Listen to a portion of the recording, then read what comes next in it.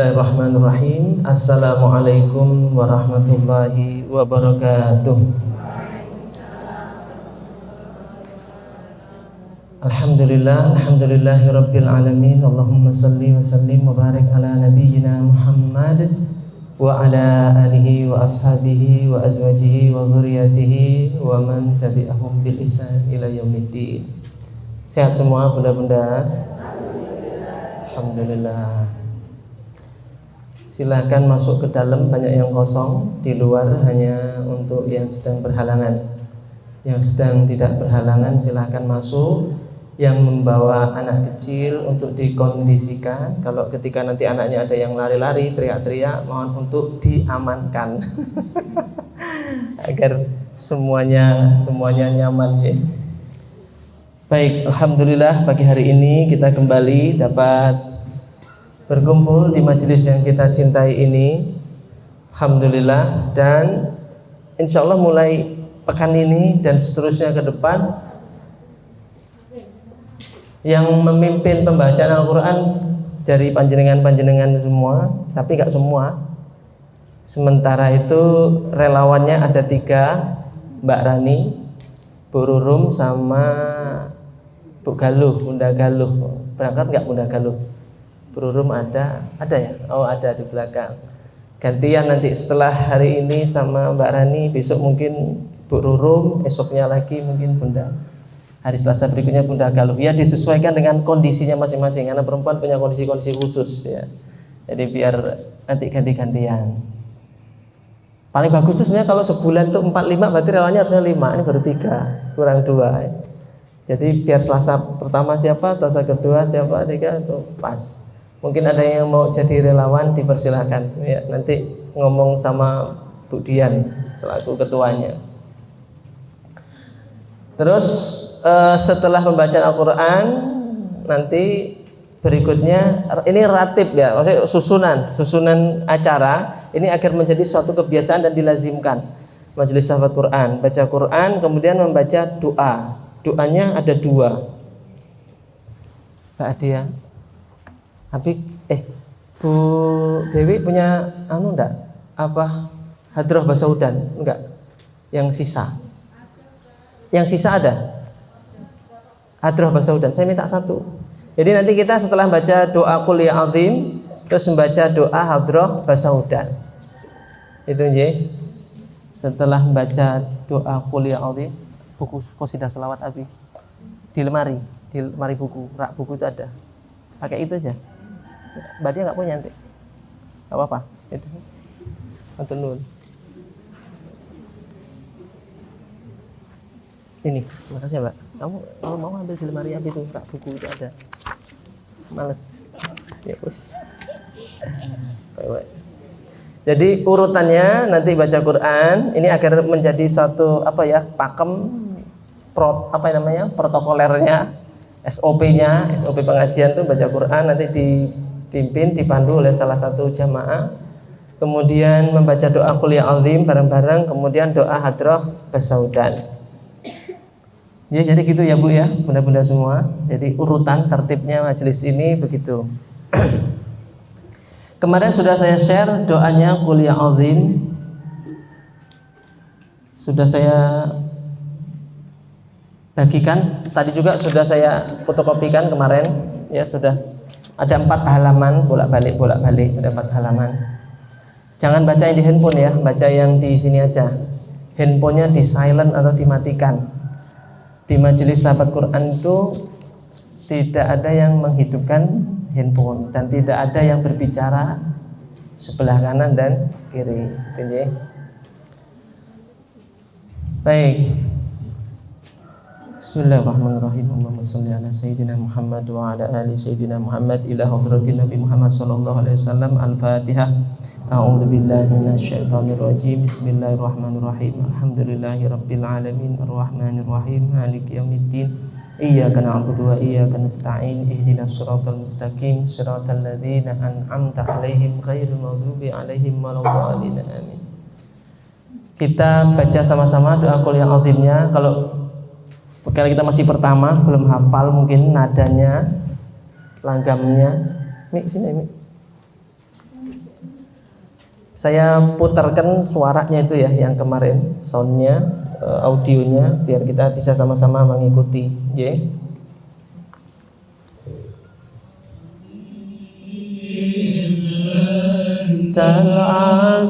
Al-azim qad hammana hammun azim wa kullu syai'in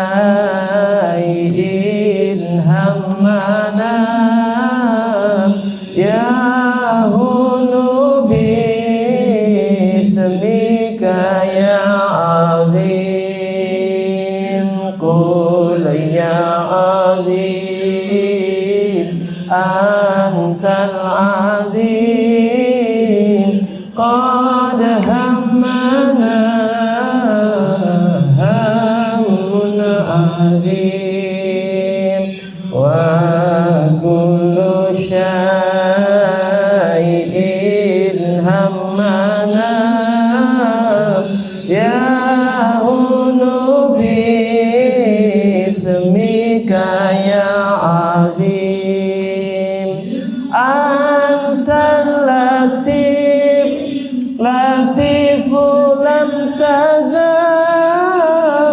annal azim lam tazal min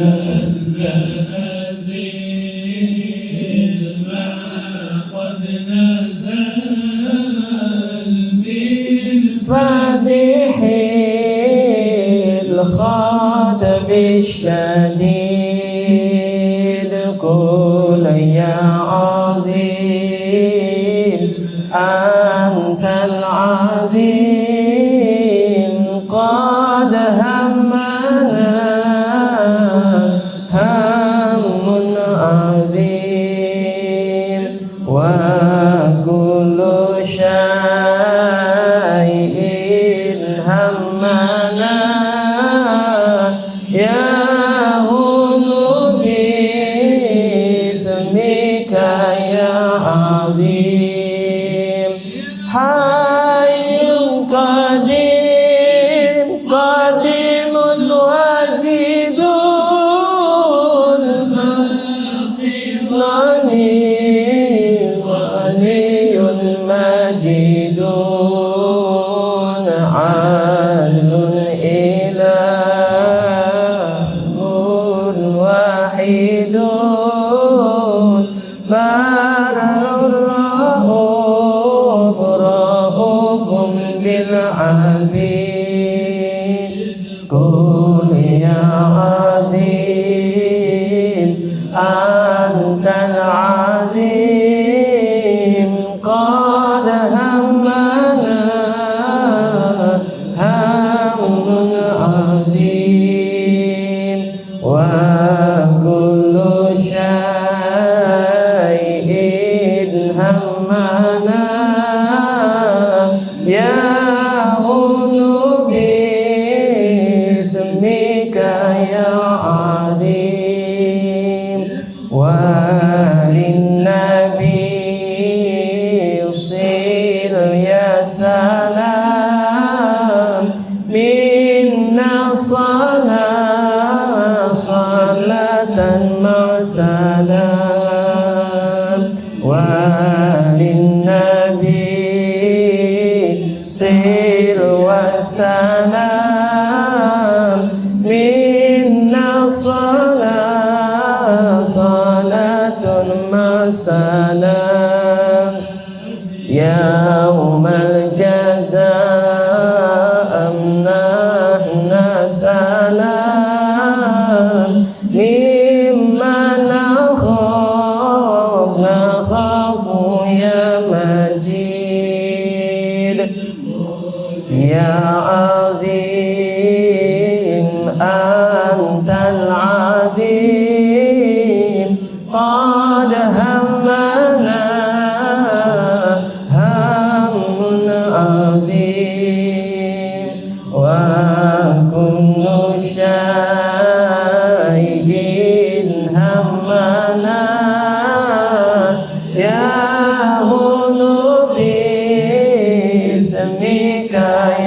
عظيم والآل والصحب العصول سادوا به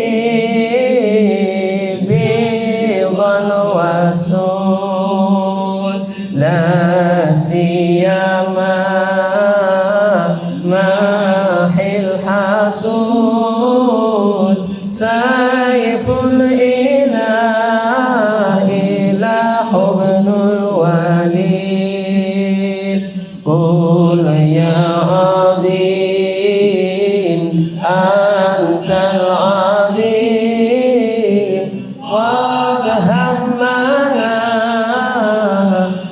هم عظيم وكل شيء همنا يهون باسمك يا عظيم.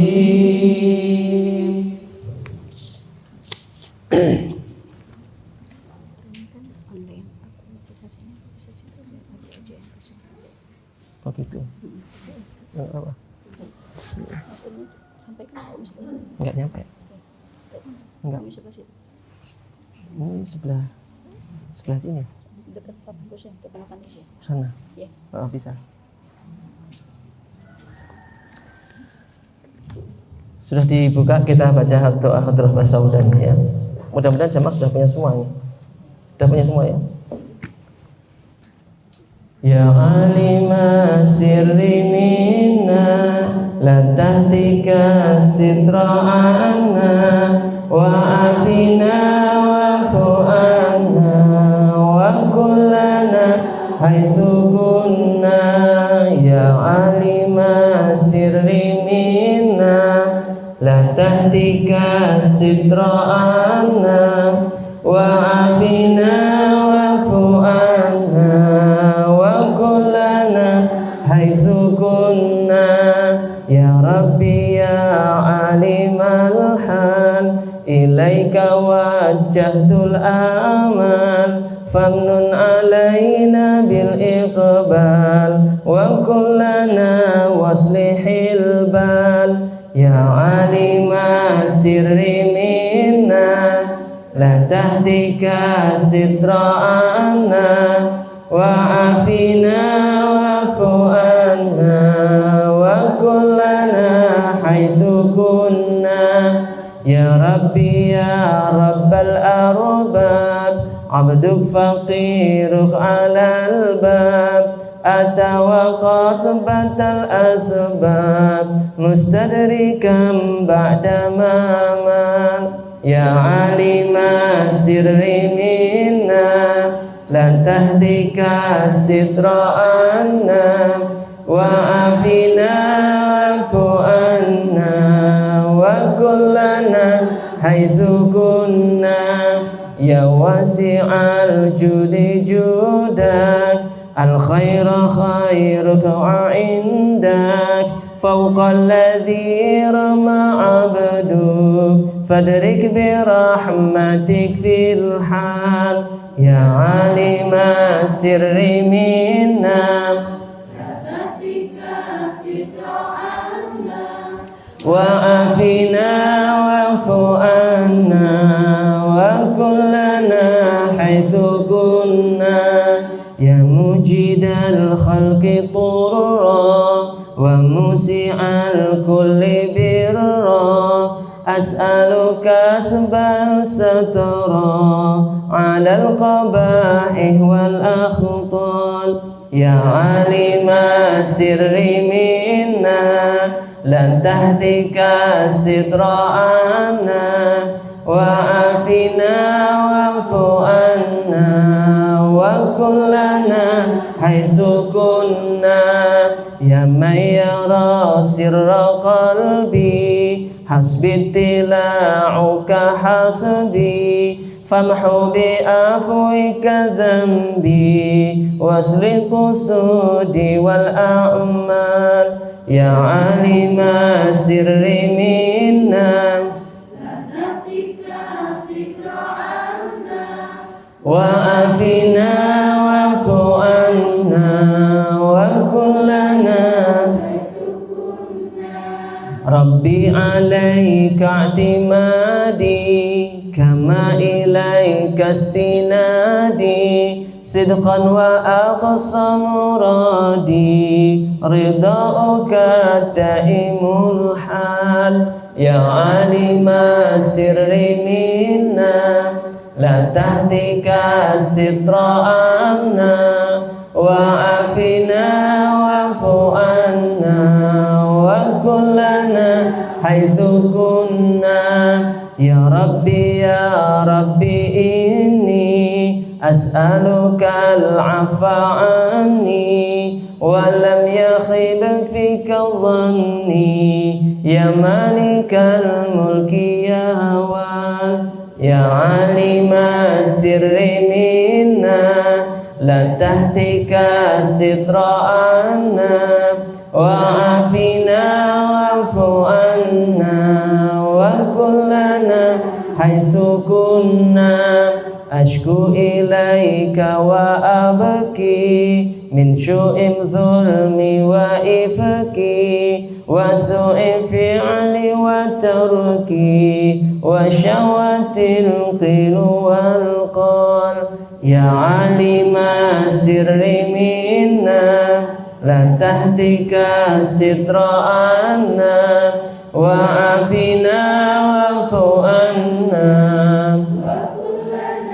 حيث كنا وحب دنيا ذميمة من كل خير أقيمة فيها البلايا مقيمة وهشرها أفت وشغال يا عالم السر منا لا تهتك الستر عنا وعافنا واعف عنا وكن لنا حيث كنا يا ويح نفسي الغوية عن السبيل السوية أدحمت روج علي وقصدها الجاه والمال يا عالم السر منا لا تهتك الستر عنا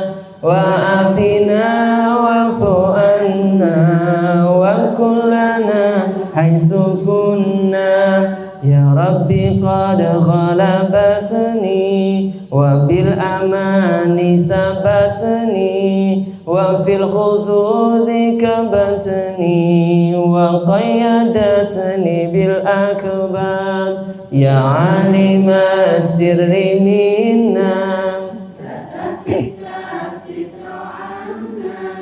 وعافنا واعف عنا وكن لنا حيث كنا قد استعنتك ربي على مداوة قلبي وحل عقدة كربي فانظر إلى الغم ينجال يا عالم السر منا ستر عنا وعافنا واعف عنا وكن لنا حيث كنا يا ربي يا خير كافي أحلل علينا العوافي فليس شيء ثم خافي عليك تفصيل وجمال يا عالم السر منا لا تهتك الستر عنا وعافنا واعف عنا وكن لنا حيث كنا آمين يا رب العالمين آمين يا رب العالمين آمين يا رب العالمين آمين يا رب العالمين. Baik, mudah-mudahan rahimakumullah. Alhamdulillah kita sudah membaca doa yang azim dan doa Tuhfah Saudan. Semoga ijabah doa kita semuanya.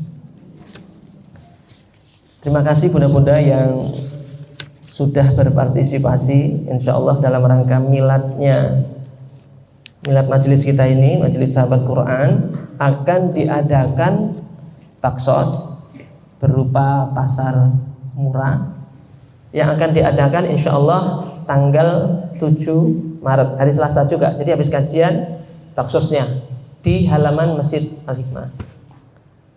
Jadi kalau nggak, kan ada yang belum ikut di grup, mungkin belum tahu ya, jadi tak umumkan, izin kemudian. Jadi acaranya insya Allah tanggal 7 Maret, diawali pengajian, kemudian baksosnya di halaman masjid, mengundang warga-warga sekitar. Jadi warga-warga sekitar Permunilan. Kalau jamaah sendiri boleh belanja nggak? Hah? Oh, bagus itu. Bagi jamaah bapak-bapak, ibu-ibu yang mungkin mau buka stand, bazar, jualan produknya, boleh bawa dari rumah, mungkin meja kecil gitu ya, payung kalau misalnya butuh payung, kalau enggak ya meja aja, bisa nanti digelar di depan. Bazar kita nanti baksosnya berupa sembako dan pakaian pantas pakai. Monggo yang mungkin mau nyumbang pakaian pantas pakai, nanti diobral, dijual ke masyarakat. Kemudian untuk sembakonya infak paketnya, per paketnya 50.000. Per paketnya 50.000. Isinya beras, minyak, gula, sayuran. Beras, minyak, gula, sayuran. Itu ya. Sementara itu beras, minyak, gula. Berasnya berapa kilo? 1 kintal? Ya, masih dihitung-hitung nanti ya, biar masih dihitung. Mungkin ada tambahan-tambahan yang lain. Nilainya nanti jenengan kan infak 50.000, yang mau berinfak 50.000 satu paketnya, mau berinfak 2 paket, 3 paket juga boleh, mau 1 paket juga boleh.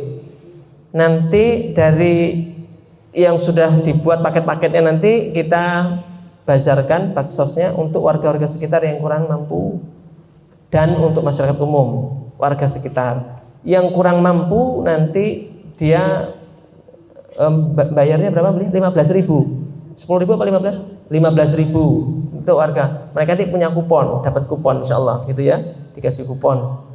Nah, untuk yang lain harganya 30.000. Jadi jadi jenengan yang 50.000 dijualnya 30.000. Jadi lebih murah. Dijual lebih murah. Ya, 15.000 dan 30.000. 15.000 untuk warga kurang mampu, 30.000 untuk warga sekitar. Biar apa? Biar majelis kita ini ada manfaatnya untuk warga sekitar. Di mana kita setiap mengadakan pengajian di sini, biar warga sini merasakan manfaatnya kehadiran panjenengan semua di sini. Itu ya informasinya. Ada lagi informasi nggak? Cukup itu dulu ya. Itu dulu ya, Budi. Sementara itu ya. Nanti mungkin kalau ada panitia ngumumkan setelah acara. Ya. Kemudian nggak ada kemudian, udah selesai. Ada yang baru hadir di sini, baru pertama kali datang. Siapa? Ibu. 1, 2. Ibu dari mana ibu? Karangploso. Mana itu? Masjid? Oh, Al-Haq Karangploso. Oh, tempat saya biasa ngisi sana. Oh, jenengan sampai sini ya. Subhanallah, gantian. Ibu, jenengan? Pusat atas ya. Tahu dari jamaah haji? Ya? Oh, dari mulut ke telinga ya. Bukan dari mulut ke mulut, dari mulut ke telinga. Baik. Alhamdulillah.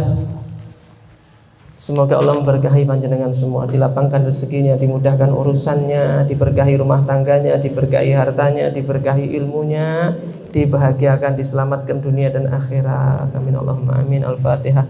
A'udzubillahi minasyaitonir rajim. Bismillahirrahmanirrahim.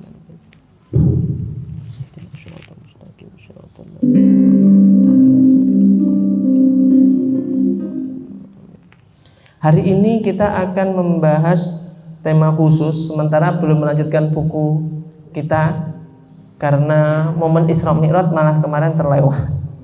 Jadi kita hari ini membahas tema tentang Isra Mi'raj. Suatu peristiwa yang sangat luar biasa. Satu peristiwa besar yang belum pernah ada di dalam sejarah dan nampaknya tidak akan pernah ada lagi.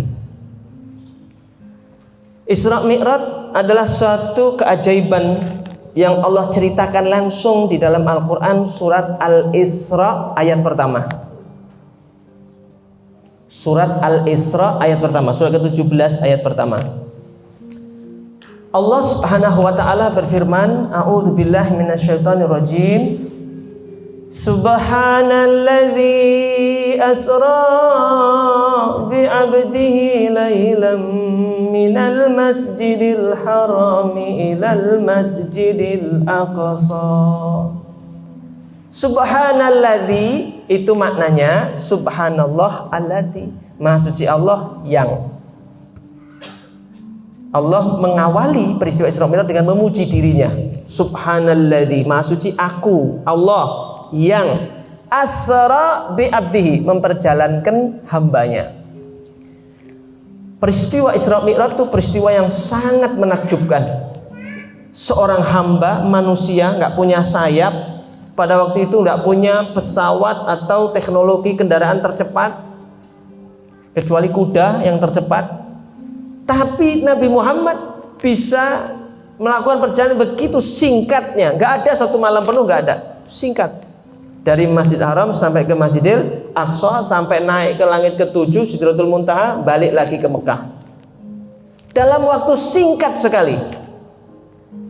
Karena ini peristiwa menakjubkan, diawali dengan kalimat subhanalladzi atau subhanallah alladzi. Hikmahnya apa? Kalau kita melihat sesuatu yang menakjubkan, dianjurkan membaca subhanallah. Itu ilmu pertama.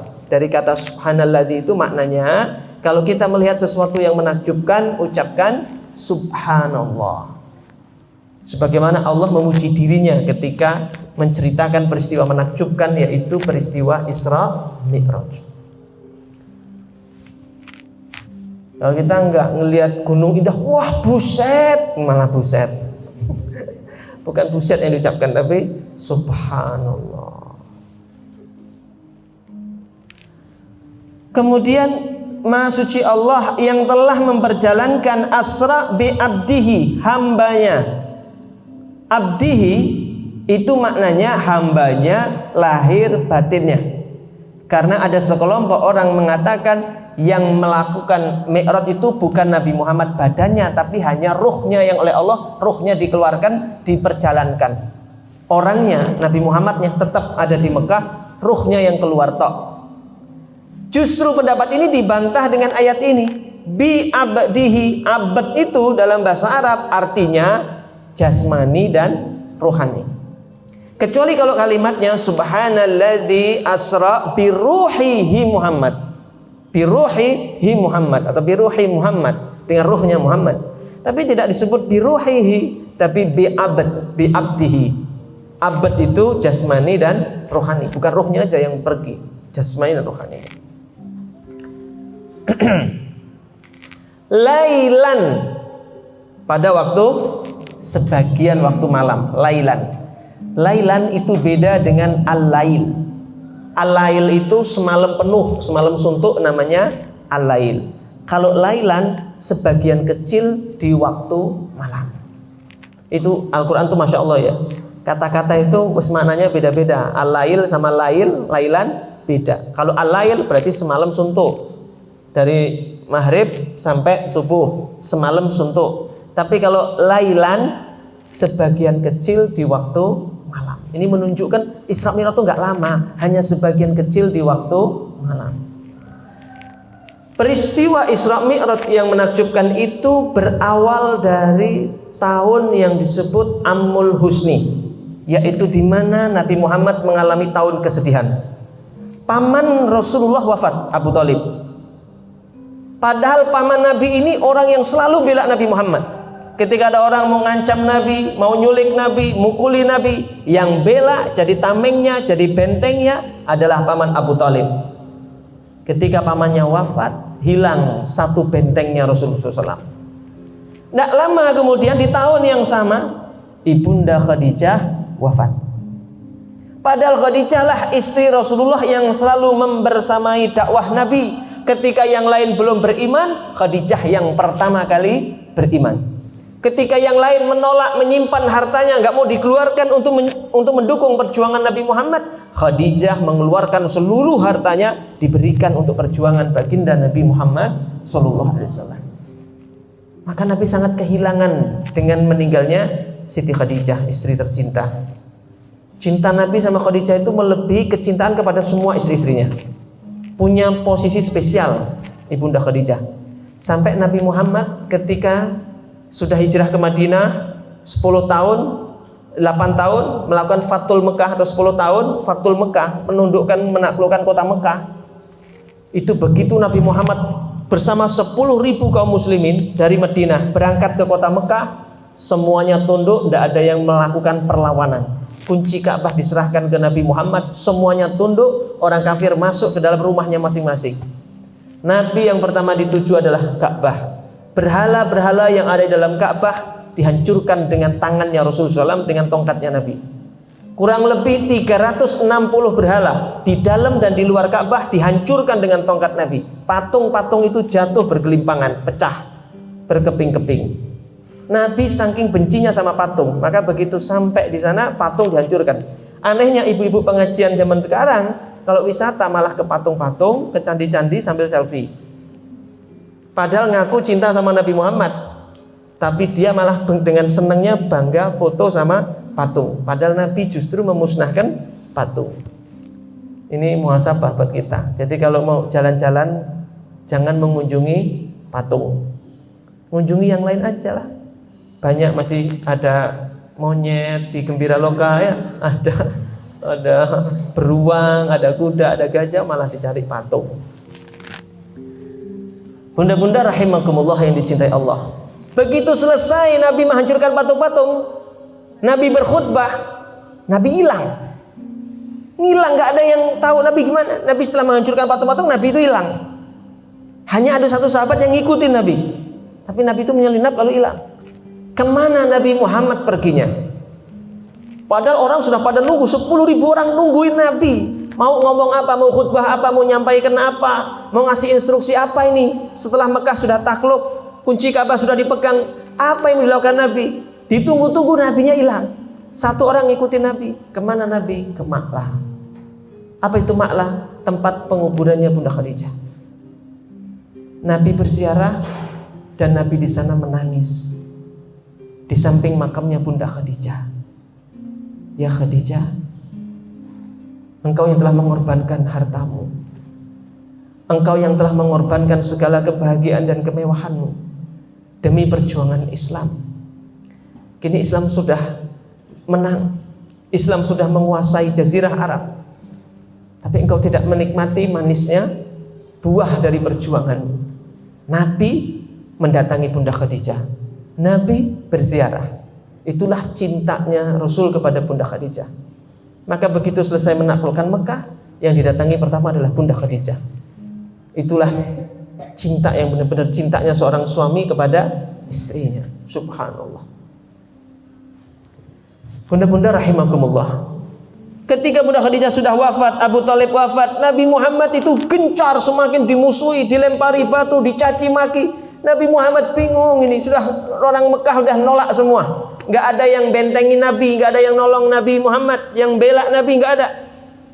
Maka saat permusuhan orang kafir semakin nyata, Nabi Muhammad SAW mencoba membuka tempat dakwah, medan dakwah yang baru. Nabi ke Taif,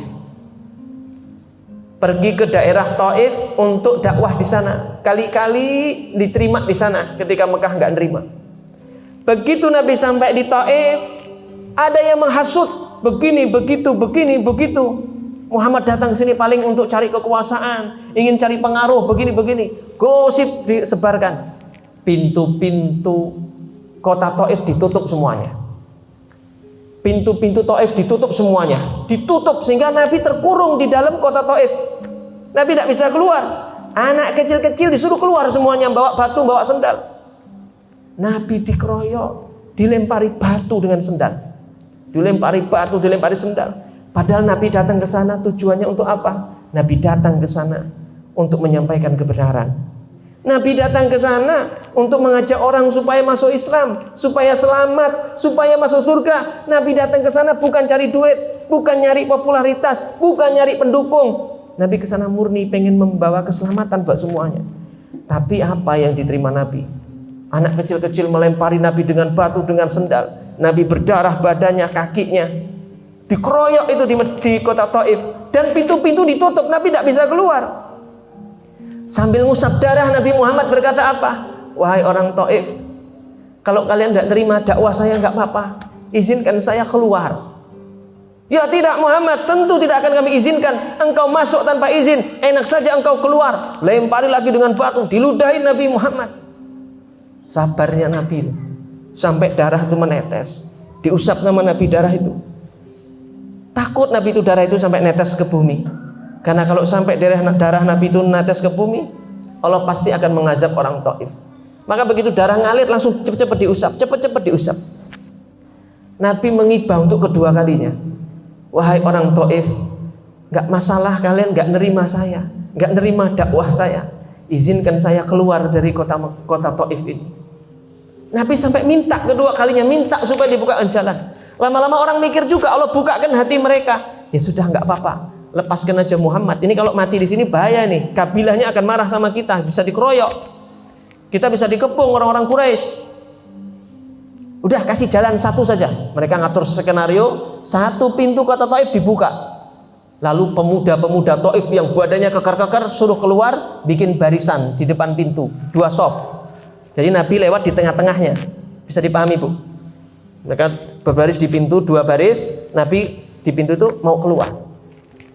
Nabi sudah ngelihat ini, kayaknya firasat Nabi juga buruk. Nabi mau keluar itu mikir ini, kalau saya nggak keluar, nggak mungkin saya akan di sini saja. Kalau saya keluar, kok sepertinya gelagatnya kurang baik. Maka Nabi keluar. Begitu sampai dekat orang pertama, badannya gede, laki-laki gede.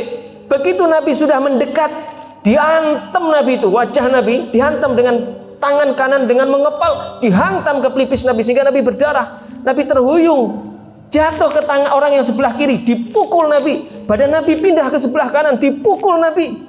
Sampai Nabi tertelungkup jatuh ke tanah. Diangkat sama mereka, pukul lagi. Nabi sampai jatuh terombang-ambing, tengkurap lagi. Diangkat Nabi, diangkat lagi, dipukul lagi. Masya Allah. Nabi Muhammad bercucuran darah, akhirnya keluar dari kota Taif dengan kondisi yang sangat Masya Allah. Perjuangan Nabi supaya kita bisa mengucapkan kalimat La ilaha illallah, tapi disambut dengan begitu. Lalu Nabi istirahat di sebuah kebun. Ada yang mengatakan kebun anggur, ada yang mengatakan kebun kurma. Nabi beristirahat di sana.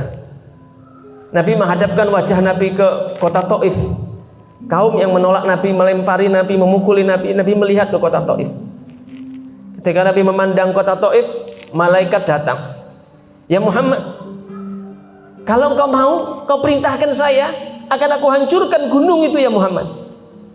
Nabi diam aja. Ya Muhammad, aku malaikat Allah, kalau engkau izinkan akan aku hancurkan gunung Taif. Nabi diam aja. Sampai 3 kali malaikat itu berkata, ya Muhammad, kalau engkau izinkan akan aku angkat tuh gunung itu, akan aku hancurkan kota Taif. Nabi berkata, ya malaikat Allah, aku diutus Allah bukan untuk menghancurkan kaum itu. Aku itu diutus Allah untuk rahmatan lil alamin. Nabi justru mengangkat tangan lalu berkata, Allahumma hdi qaumi fa innahum la ya'lamun. Ya Allah, berilah petunjuk kepada kaumku karena sungguh mereka itu tidak tahu. Kaum yang enggak mengerti ya Allah. Itu Nabi masih mendoakan. Dan Nabi berkata kepada malaikat, andaikan mereka tidak mau menerimaku, tidak mau beriman kepadaku, saya berharap nanti dari anak keturunan mereka ada yang mau beriman kepadaku. Itu Masya Allah. Nabi itu Masya Allah perjuangannya berat. Sampai dalam kondisi seperti itulah akhirnya Allah menghibur Nabi Muhammad. Dibawa wisata kemana? Ke surganya Allah. Dibawa wisata dari Masjid Haram ke Masjidil Aqsa, lalu naik ke Sidratul Muntaha. Itu bentuk hiburan Allah kepada kekasihnya Muhammad Sallallahu Alaihi Wasallam. Maka Allah perintahkan Jibril, ya Jibril, jemput kekasihku Muhammad, jalankan dia, perjalankan ke Masjidil Aqsa, bawa lalu dia kemari, pilih kendaraan terbaik. Maka malaikat Jibril pergi ke salah satu surga, tempat di sana banyak buruk berterbangan ke sana kemari. Buruk itu bentuknya seperti, bukan kuda, tapi seperti kuda, lebih gede daripada keledai, lebih pendek daripada bihol, punya sayap dan berwarna putih, dan ekornya dikatakan seperti burung merak. Kemudian malaikat Jibril masuk ke salah satu surga, di mana malaikat Jibril melihat para buruk itu berterbangan ke sana kemari banyak sekali, dan semua di keningnya tertulis nama Muhammad. Jadi di buruk itu semua keningnya tertulis nama Muhammad. Lalu dari antara buruk-buruk yang bergembira, satu buruk yang nangis. Malaikat Jibril mendatanginya lalu berkata, ya buruk, ini surga tempat kebahagiaan dan kegembiraan. Kawan-kawanmu bergembira semua, kenapa engkau nangis? Kenapa engkau bersedih di surganya Allah? Dijawab sama buruk itu, ya Jibril, sungguh ketika Allah menciptakan kami 40.000 buruk. Berapa buruknya? 40.000. Ketika Allah menciptakan kami 40.000 buruk, Allah berfirman kepada kami, ya buruk, nanti salah satu di antara kalian ada yang beruntung akan menjadi tunggangan kekasihku Muhammad. Dari kalian semua hanya satu yang nanti dapat kemuliaan menjadi tunggangan kekasihku Muhammad. Kata buruk tadi, maka sejak itu ya Jibril, aku tidak bisa bergembira, aku hanya bisa bersedih. Di hatiku tertanam kerinduan yang amat sangat kepada Muhammad. Saya berharap sayalah yang dimaksud Allah, yang kelak akan menjadi tunggangannya Muhammad. Maka aku hanya bisa menangis sambil berharap aku yang dimaksud Allah, akulah yang dimaksud Allah. Saking rindunya kepada Nabi Muhammad. Apa kata malaikat Jibril? Ya buruk, kalau gitu kau temani saya, kita jemput Muhammad. Benarkah ya Jibril? Aku diperintahkan Allah untuk menjemput Muhammad sekarang. Bahagianya, kerinduannya akhirnya berbuah manis, bertemu dengan Nabi Muhammad Sallallahu Alaihi Wasallam. Maka Nabi berangkat sampai ke Masjidil Aqsa. Di sana ditemui dengan para nabi. Sudah ditunggu para nabi. Ada Nabi Ibrahim, Nabi Isa, Nabi Musa, dan nabi-nabi yang lain. Lalu Nabi mengimami sholat di sana. Mengimami sholat. Semua nggak berani jadi imam. Nabi yang mengimami sholat. Lalu naik. Setelah dari sana selesai, naik ke langit, ketemu malaikat lagi, ketemu nabi-nabi lagi. Di langit pertama ketemu Nabi Adam, di langit kedua ketemu Nabi Isa. Padahal tadi baru diimami di bawah, diimami sholat di bawah. Ini ke langit sudah, mereka sudah duluan. Kapan berangkatnya? Kan Nabi Muhammad yang berangkat duluan, tapi mereka sudah nunggu lagi di atas. Kapan nyalipnya? Di perempatan mana nyalipnya? Kok bisa nyalip duluan? Tapi begitulah rohnya para nabi, ya, nabiyin, wasiddiqin, wasyuhada, wasolihin. 4 orang itu diberi hak istimewa oleh Allah. Minan nabiyin, wasiddiqin, wasyuhada, wasolihin. Surat An-Nisa ayat 69. Nanti kalian baca sendiri. Diberi nikmat, rohnya 4 orang ini diberi nikmat oleh Allah Subhanahu wa taala. Sehingga dapat hak yang lain daripada yang lain. Nah bunda-bunda rahimakumullah, kemudian Nabi Muhammad dapat perintah sholat sehari semalam 50 kali sholat. Berat, 50 kali. Ketemu Nabi Musa. Nabi Musa berkata, ya Muhammad, dapat perintah apa dari Allah? Kami disuruh sholat sehari semalam 50. Aduh, gak mungkin sanggup engkau ya Muhammad, umatmu gak akan mampu. Naik lagi sana, minta diskon. Gak mungkin kuat segitu. Minta diskon, turun tinggal berapa? 25. Berapa ya Muhammad? Dapat diskon nggak? Dapat 50%. Sekarang 25 kali. Nggak akan kuat, umatmu nggak akan sanggup. Minta diskon lagi, turun tinggal 10. Berapa Muhammad? Dapat diskon tinggal 10. Nggak akan kuat, percayalah. Umatku itu badannya gede-gede. Nggak sanggup, apalagi umatmu yang cungkring-cungkring kecil-kecil. Nggak akan sanggup. Maka kata Nabi Muhammad, naik lagi. Dari 10 tinggal berapa? 5. Tinggal berapa? 5. 5. Nabi Musa masih protes, nggak akan sanggup ya Muhammad, 5 itu terlalu banyak buat umatmu, nggak akan sanggup. Kata Nabi Muhammad, aku malu kepada Allah banyak, minta keringanan. Sudah aku mencukupkan 5 saja nggak apa-apa. Tapi benar pendapatnya Nabi Musa. Nyatanya sekarang 5 aja masih banyak yang bolong. Benar apa benar? Oh, iya, ternyata benar kata Nabi Musa itu, 5 aja masih banyak yang bolong, yang nggak sholat banyak. Subhanallah.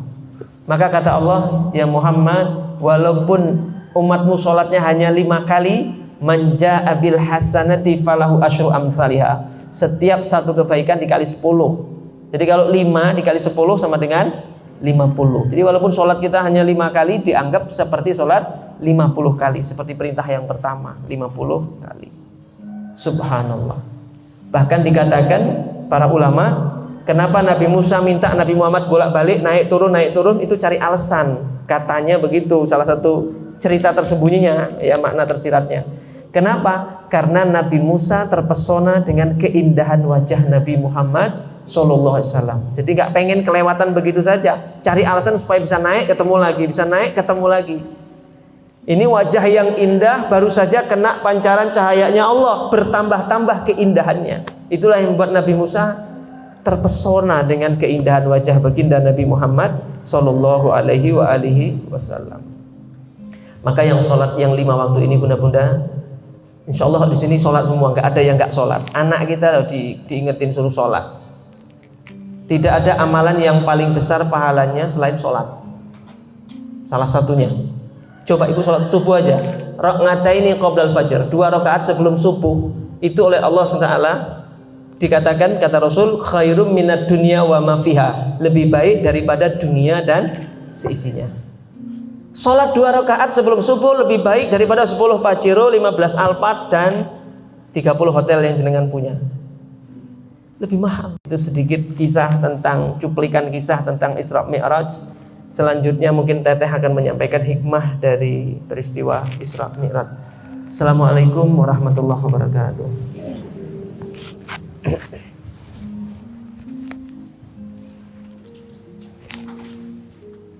Bismillahirrahmanirrahim. Assalamualaikum warahmatullahi wabarakatuh. Waalaikumsalam warahmatullahi.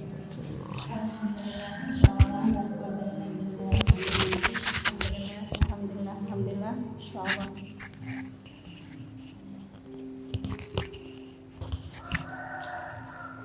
Masih semangat bunda-bunda yang dirahmati Allah? Masih ya, insyaallah. Ta'lim itu semangat insyaallah. Ya Rabbi salli ala Muhammad waftah minal khaira kulla mughlaq. Ya Rabbi salli ala Muhammad waftah minal khaira kulla mughlaq. Ya Rabbi salli ala Muhammad waftah minal khaira kulla mughlaq. Alhamdulillahirrahmanirrahim. Tadi Ustaz sempat menyampaikan kepada kita semua bahwa Nabi Muhammad SAW dijemput oleh malaikat Jibril. Bunda-bunda yang dirahmati Allah, ketika Allah menginginkan kekasihnya bertemu dengan kekasihnya, maka malaikat Jibril disuruh oleh Allah, diutus oleh Allah untuk menjemput Nabi Muhammad SAW. Dijemput Nabi Muhammad. Lewat Nabi Muhammad ini Allah ingin menyampaikan kepada kita, kepada umat-umatnya di akhir zaman, umat-umatnya baginda Nabi Muhammad SAW, bahwa dunia ini ada yang menciptakan, bahwa kita ini ada yang menciptakan, bahwa semuanya itu hakikatnya Allah, ada Allah. Dari Nabi Muhammad SAW kita disampaikan oleh Nabi bahwa segala sesuatu itu ada Allah. Masya Allah. Begitu malaikat Jibril turun menjemput Nabi Muhammad, sebelumnya Nabi Muhammad itu dibelah dadanya. Sebelum naik sampai ke Sidratul Muntaha, Nabi Muhammad itu dibelah dadanya. Dari lubang di bawah tenggorokan, dibelek gitu ya sama malaikat Jibril, sampai ke bawah pusar. Dicuci kalbunya Nabi Muhammad, dicuci dengan air Zam-Zam. Masya Allah, luar biasa, dicuci. Setelah itu diisi kalbunya Nabi Muhammad dengan ilmu, dengan hilim, dengan hikmah. Dengan 3. Ilmu, hilim, hikmah. Masya Allah.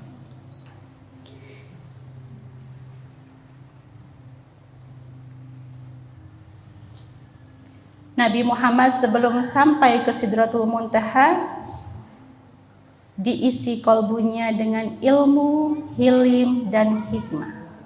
Masya Allah, bunda-bunda yang dirahmati Allah. Setelah itu diisi, kemudian dikembalikan lagi, digabungkan lagi, disatukan lagi.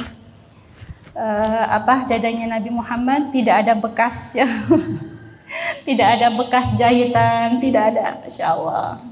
Masya Allah, tidak ada bekas jahitan, tidak ada, utuh seperti semula. Bahkan setelah itu Nabi Muhammad naik ke dalam kendaraannya itu buruk. Perjalanan dari Masjidil Haram ke Masjidil Aqsa itu ini karena perjalanan malakut ya, alam malakut, alam malaikat. Jadi hanya sebentar saja dari Masjidil Haram ke Masjidil Aqsa itu hanya 1 kedipan sampai.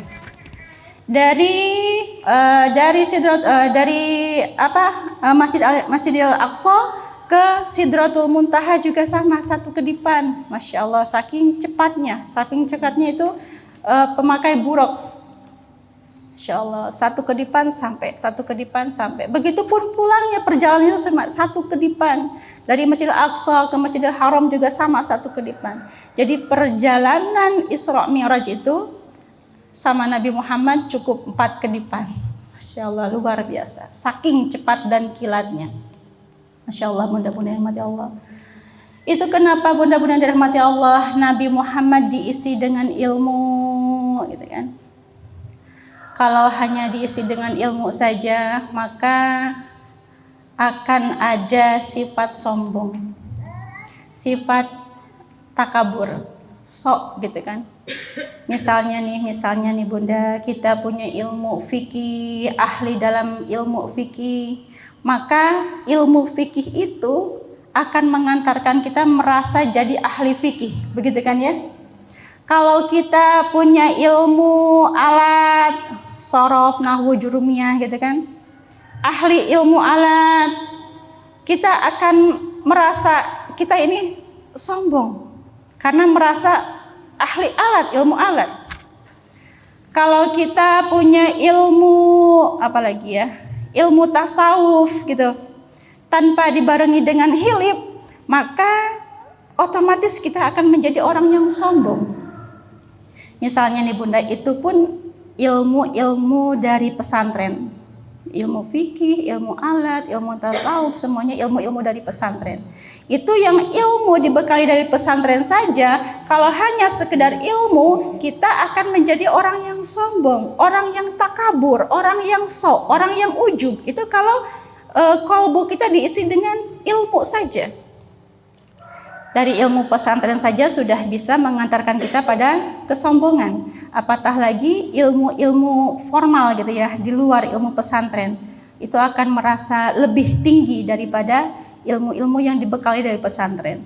Jangankan seperti seorang bupati, seperti seorang presiden gitu kan, melihat bawahannya itu kalau hanya dibekali dengan ilmu, maka akan melihat orang itu menjadi kecil secara keilmuan. Nah, tidak hanya presiden, seorang ulama, seorang kiai, kalau dia hanya memiliki ilmu saja, maka hatinya itu akan sombong. Maka itulah Rasulullah SAW dibekali dengan ilmu dan hilim. Ilmu hilim, Masya Allah, luar biasa. Ilmu hilim. Apa itu ilmu hilim, bunda-bunda yang dirahmati Allah? Ilmu hilim itu di atasnya sabar. Di atasnya sabar. Levelnya di atas sabar.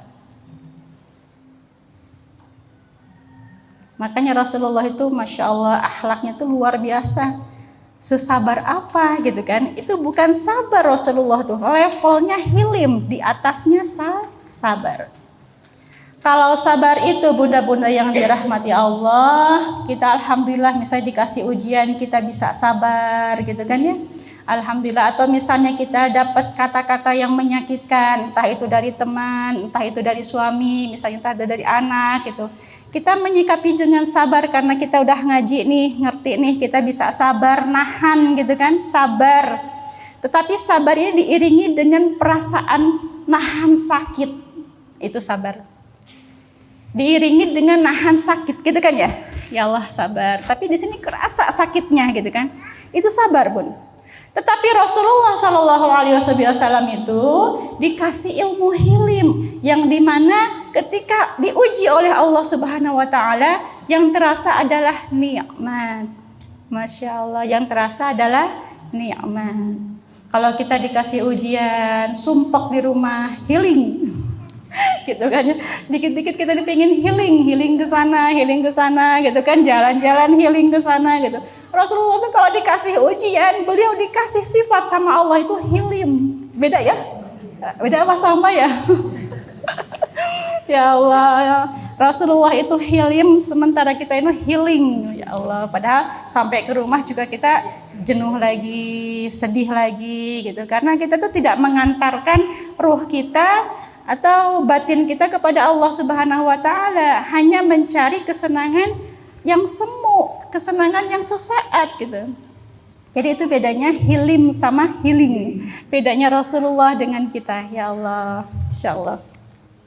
Bunda-bunda yang dirahmati Allah, ini ada satu kisah.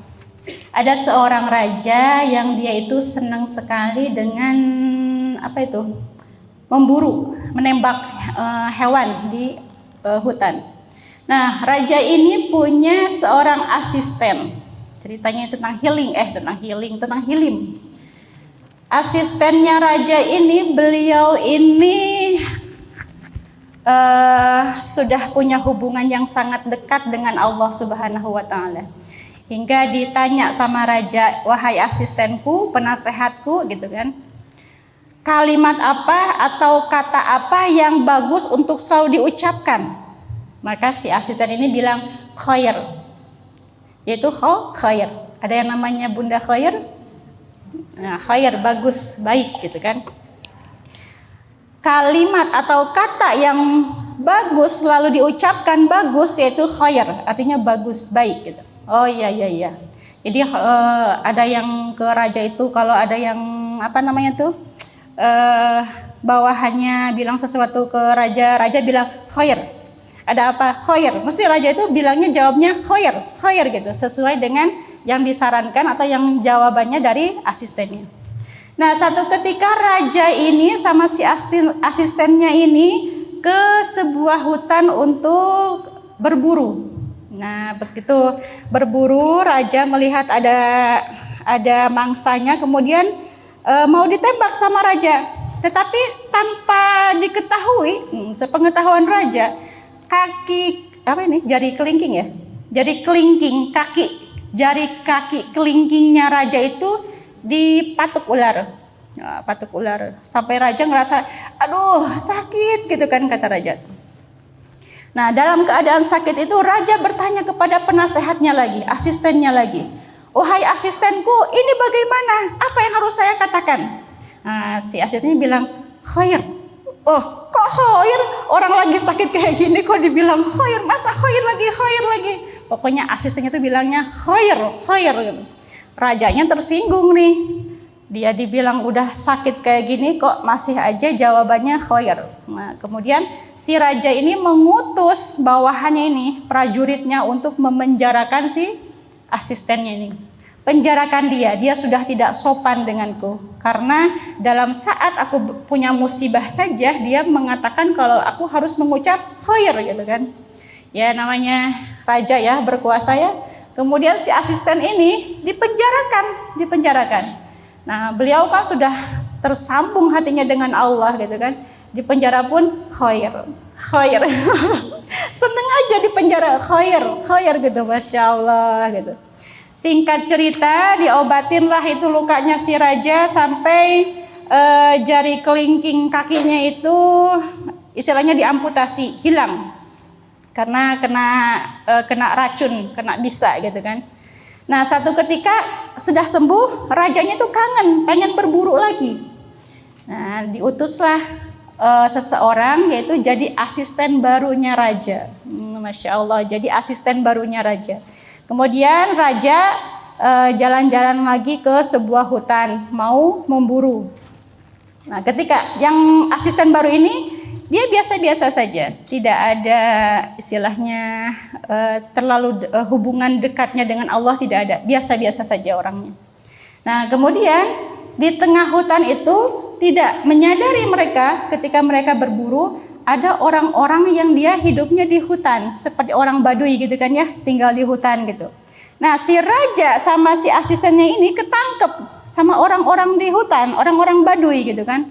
Nah, jadilah mereka tuh dengan tarian-tarian mereka, raja dan asisten ini mau dijadikan tumbal suguhan buat dewa-dewa mereka. Nah, gitu kan ya. Masya Allah, kalau di hutan itu kan ada suguhan buat dewa gitu kan.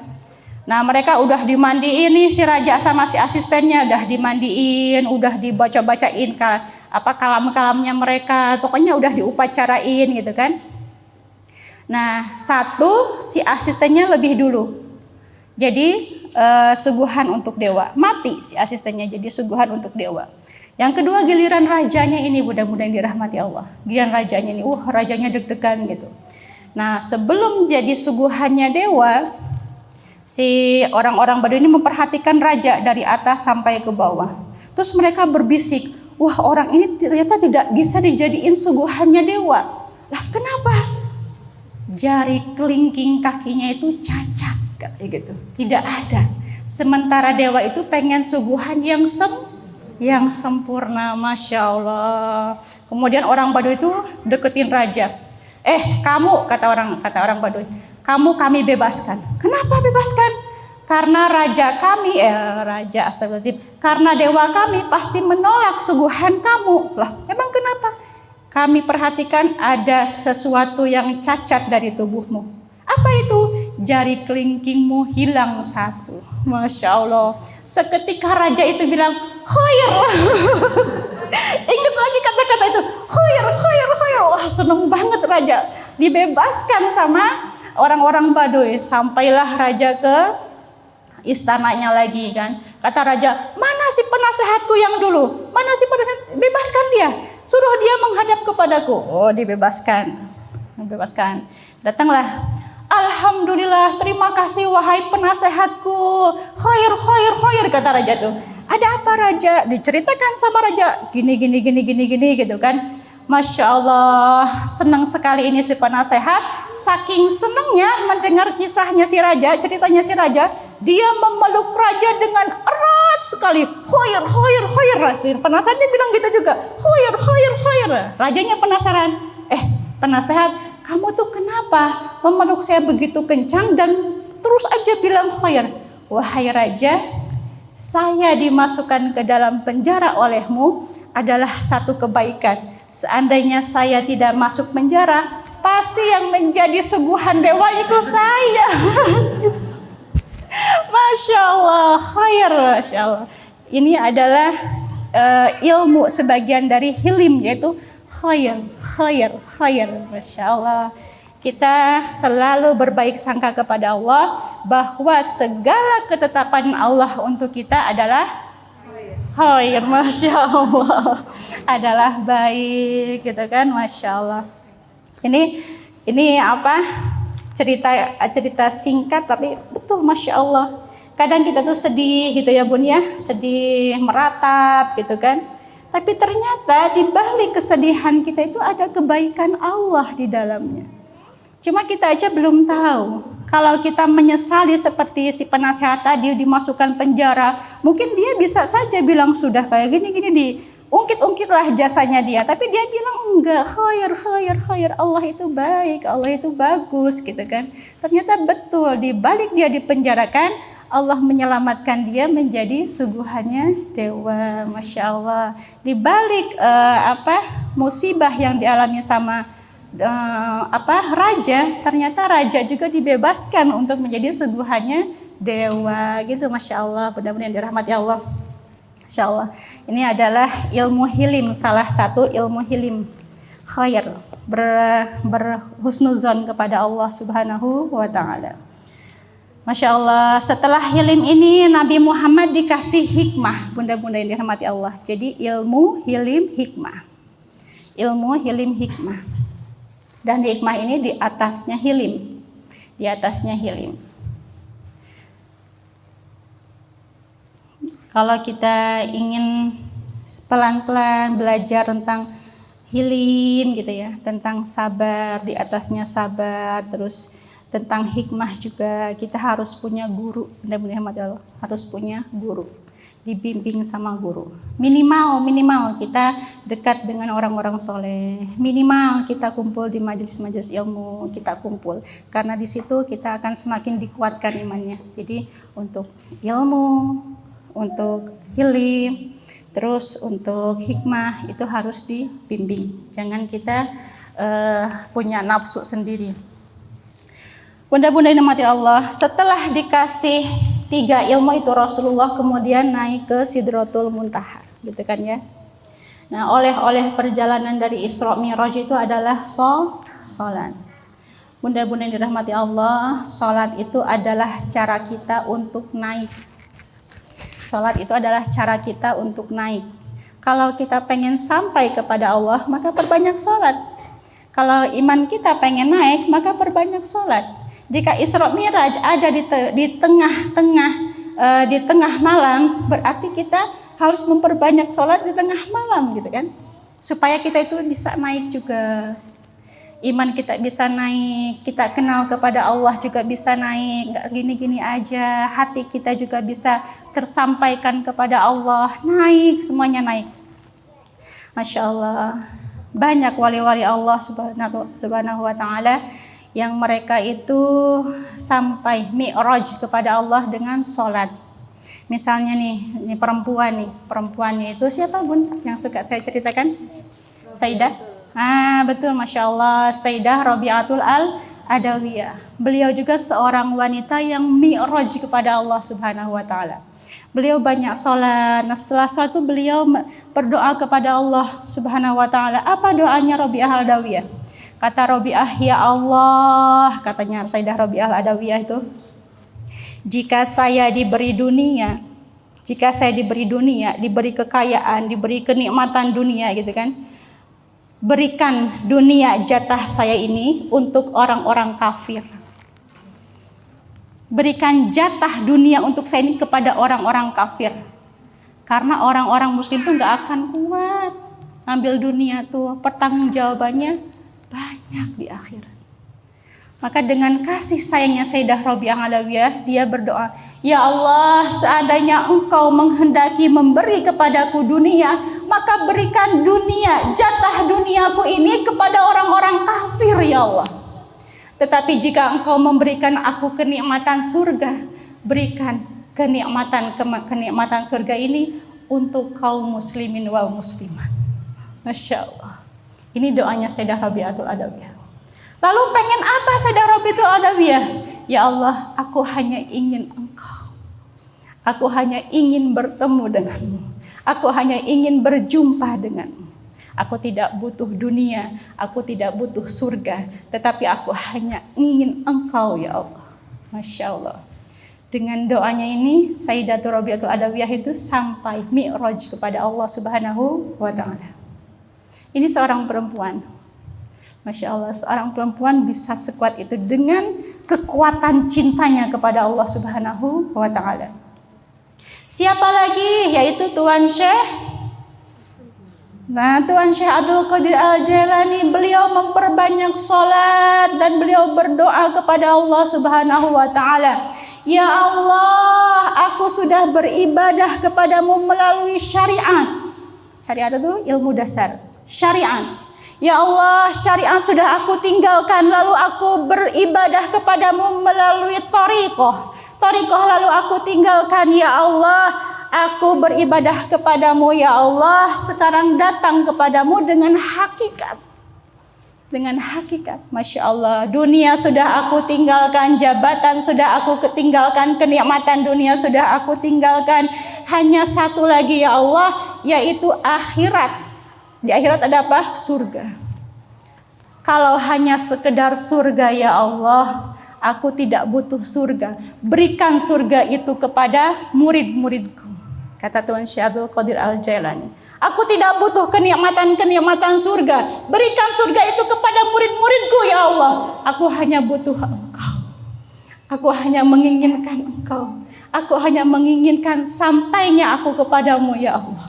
Masya Allah. Ini ada orang-orang yang Masya Allah, hatinya sudah sangat dekat dengan Allah Subhanahu wa Ta'ala. Kalau kita kan pengen surga, kita takut neraka. Tetapi wali-wali Allah itu surga sudah tidak menjadi tujuan, kenikmatan surga sudah tidak didambakan, keindahan surga sudah tidak diimpikan, tetapi mereka menginginkan Allah Subhanahu wa Ta'ala. Hanya Allah yang menciptakan surga, Allah yang menciptakan kenikmatan dunia, Allah yang menciptakan bidadari. Semuanya tidak dibutuhkan oleh Tuan Syekh Abdul Qadir Al-Jailani, melainkan beliau menginginkan sampainya beliau kepada Allah Subhanahu wa Ta'ala. Masya Allah, ini mi'rajnya orang-orang saleh, wali-wali Allah Subhanahu wa Ta'ala. Masya Allah, bunda-bunda nikmati Allah. Jadi salat itu adalah tangga cara kita untuk naik kepada Allah Subhanahu wa Ta'ala. Perbanyak salat di tengah malam, gitu kan? Zikir di tengah malam itu adalah cara-cara kita untuk mi'raj kepada Allah Subhanahu wa Ta'ala. Salat yang bagaimana bunda-bunda yang dirahmati Allah, yaitu salat yang menyampaikan kita kepada Allah. Salat yang ketika kita salat itu tidak ada apapun di dalam hati kita, di dalam ruh kita, kecuali hanya mengingat Allah Subhanahu wa Ta'ala. Bagus tuh kalau kita lagi salat gitu kan, ada pemandangan misalnya di mi'raj kita tuh kayak kuburan, liang lahat gitu kan, kita ingat mati terus.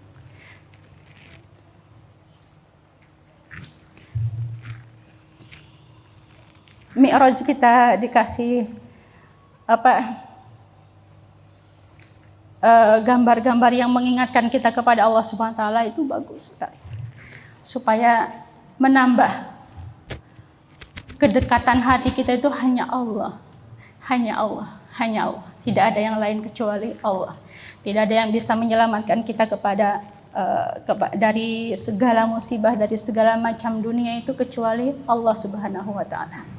Masya Allah, mudah-mudahan rahmati Allah, luar biasa. Kalau kita menceritakan tentang Mi'raj, ini adalah perjalanan tengah malam. Perjalanan tengah malam, di tengah malam, dari kegelapan hati, kegelapan gelapnya hati kita menuju cahaya Allah Subhanahu wa Ta'ala. Ini Mi'raj, hikmahnya Mi'raj untuk kita. Kita datangi Allah tengah malam. Bun, kalau mau tidur tuh gini. Atau selesai salat Isya tuh gini tuh. Ya Allah, bangunkan hamba di tengah malam.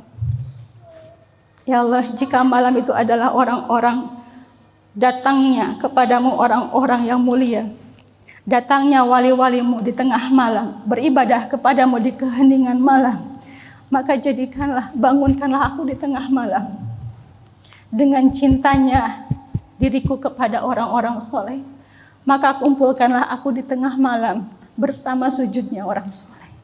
Minta sama Allah. Selesai salat Isya atau mau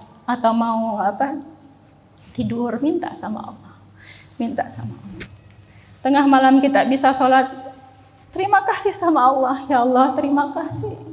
Malam ini Engkau izinkan mata ini untuk menghadap-Mu. Malam ini Engkau izinkan lisan ini untuk menyebut nama indah-Mu. Walau berlumur dosa, walau penuh dengan maksiat, lisan yang kotor ini masih Engkau izinkan untuk menyebut keindahan nama-Mu. Insyaallah kita berterima kasih sama Allah ketika kita sholat malam itu, berterima kasih. Karena nggak ada bun, alarm itu cuma sebagai pelantara. Banyak kan yang alarm nyala di jam 3 gitu kan. Tetapi ketika Allah tidak menghendaki kita untuk menghadap kepada Allah, maka alarm itu hanya akan berlewat melalui kita aja, udah lewat gitu aja kan. Sampai itu dia berhenti dengan sendirinya. Tetapi kalau kita minta sama Allah, minta dengan sungguh-sungguh, bangun kita tengah malam. Bangun tengah malam insya Allah. Kalau Mi'raj itu di tengah malam adanya, berarti kemuliaan seorang manusia itu diangkat oleh Allah Subhanahu wa taala di tengah malam. Maka kita belajar sama-sama, saya juga belajar, kita istiqomah bangun malam, menghadap Allah, meminta kepada Allah, berterima kasih kepada Allah, datang dengan rasa malu kita, datang dengan banyaknya dosa kita. Alhamdulillah, Masya Allah, semoga Allah istiqomahkan kita untuk bangun malam, supaya Allah golongkan kita menjadi hamba-hambanya yang soleh. Walaupun kita belum bisa soleh, belum mencapai derajat orang-orang soleh, belum kita ini, belum, sangat jauh, masih sangat jauh. Tetapi dengan cinta kita, seperti Sayyidah Rabi'atul Alawiyah itu, dengan cintanya dia kepada Allah, dia hanya menginginkan Allah. Dengan cintanya kita kepada orang-orang soleh, mudah-mudahan digolongkan oleh Allah Subhanahu wa taala dalam barisan orang-orang yang soleh. Masya Allah. Mudah-mudahan dirahmati Allah, Mi'raj itu bukan berarti kita harus naik ke langit 1, ke langit 2, ke langit 3, sampai Sidratul Muntaha, tidak.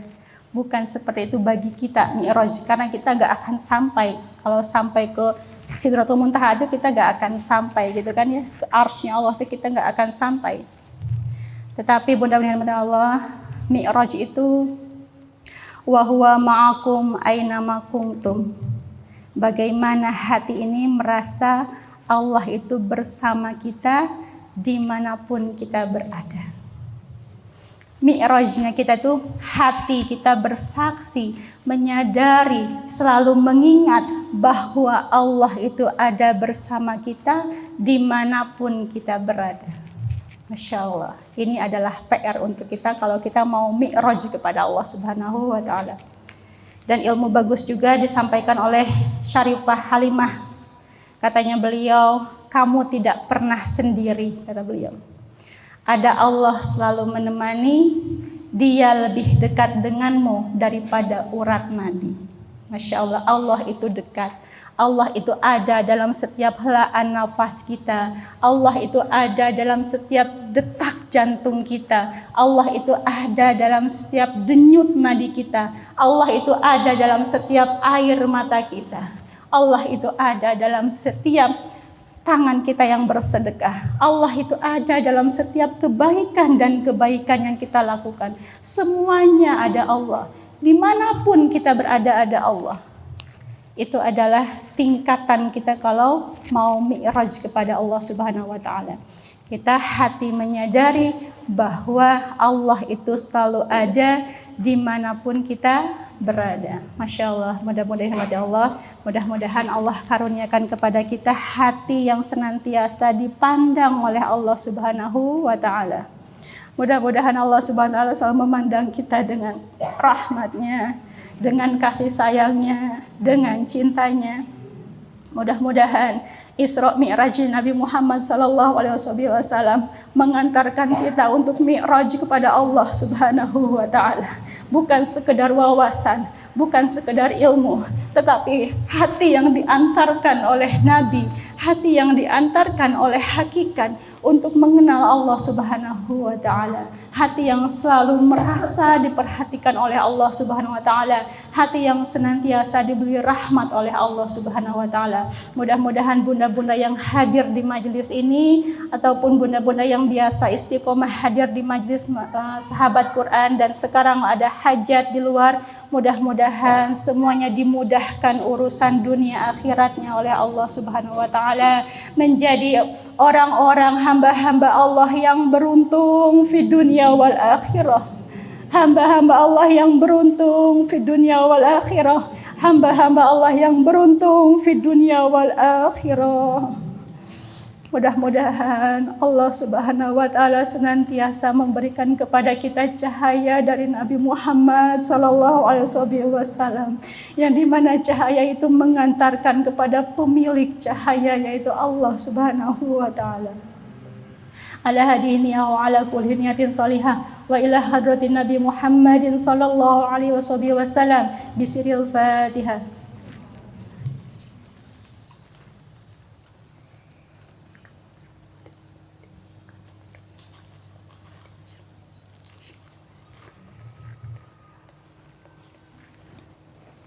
Demikian yang bisa kami sampaikan. Mohon maaf jika ada kata yang menyinggung atau yang tidak berkenan di hati bunda-bunda yang dirahmati Allah semua. Kami dengan segala kekurangan kami, kebodohan kami, mohon maaf sebesar-besarnya. Billahi taufiq wal hidayah. Wassalamualaikum warahmatullahi wabarakatuh.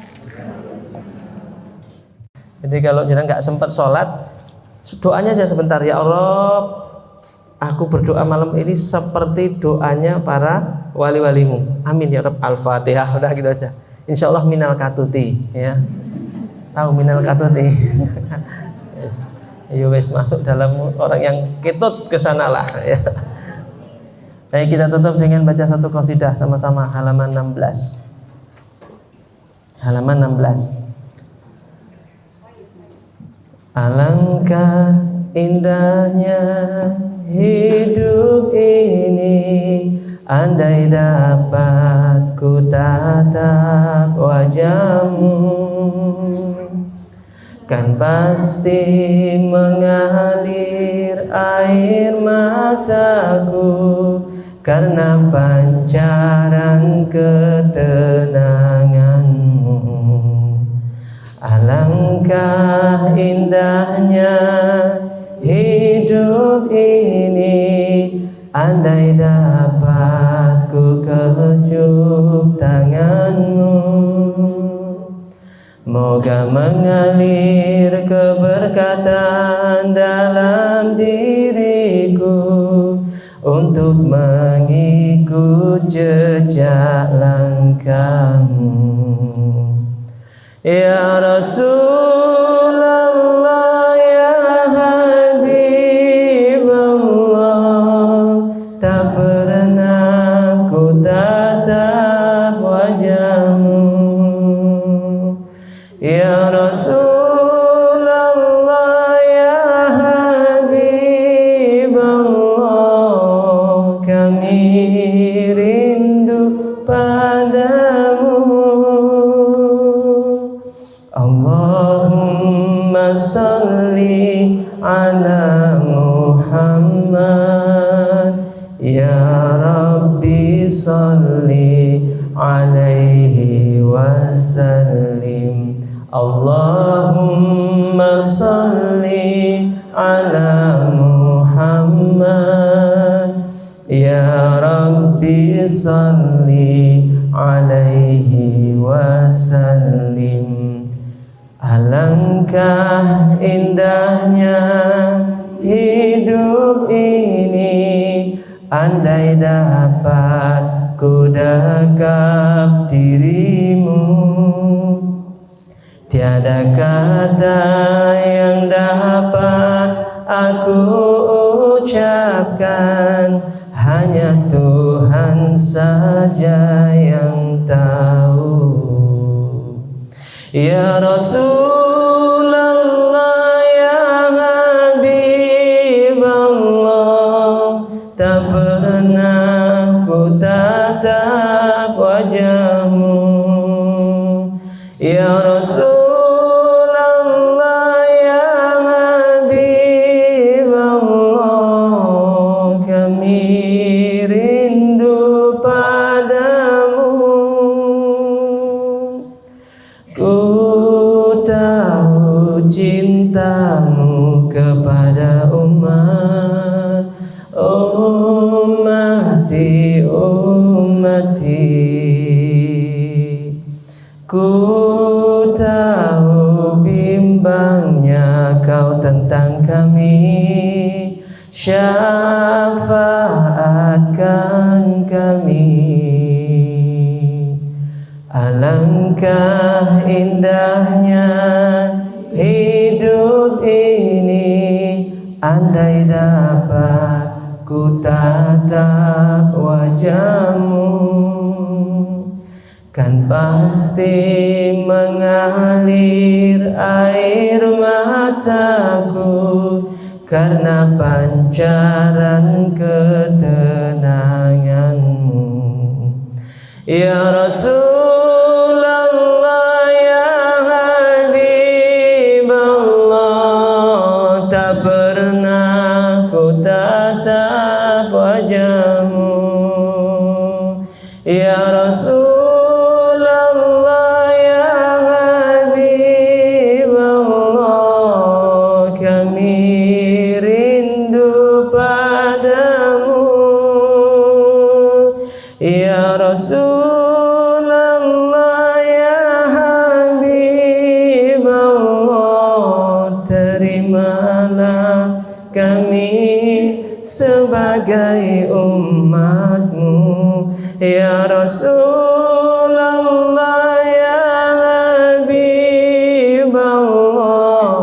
kurniakanlah syafaatmu. Allahumma salli ala Muhammad, ya Rabbi salli alaihi wasallim. Allahumma salli ala Muhammad, ya Rabbi salli alaihi wasallim. Baik bunda-bunda rahimakumullah, terima kasih atas segala kehadirannya, kedatangannya, segala kebaikannya semuanya insyaallah dibalas Allah SWT. Bagi jamaah yang membawa gensleng boleh nanti dikumpulkan ya. Bagi yang belum punya, kami masih ada gensleng-gensleng yang kosong, yang kegiatan-kegiatannya disalurkan untuk kegiatan-kegiatan ini yang sudah kami tulis di belakang ya, untuk kegiatan kita semua. Ya, mudah-mudahan bermanfaat. Semoga Allah ridho, ditambah-tambah rezeki panjenengan, rezeki lahir dan batinnya dilapangkan oleh Allah Subhanahu wa taala. Terima kasih sekali lagi, mohon maaf lahir batin, billahi taufiq wal hidayah. Sekali lagi terima kasih sudah mundur. Assalamualaikum warahmatullahi wabarakatuh.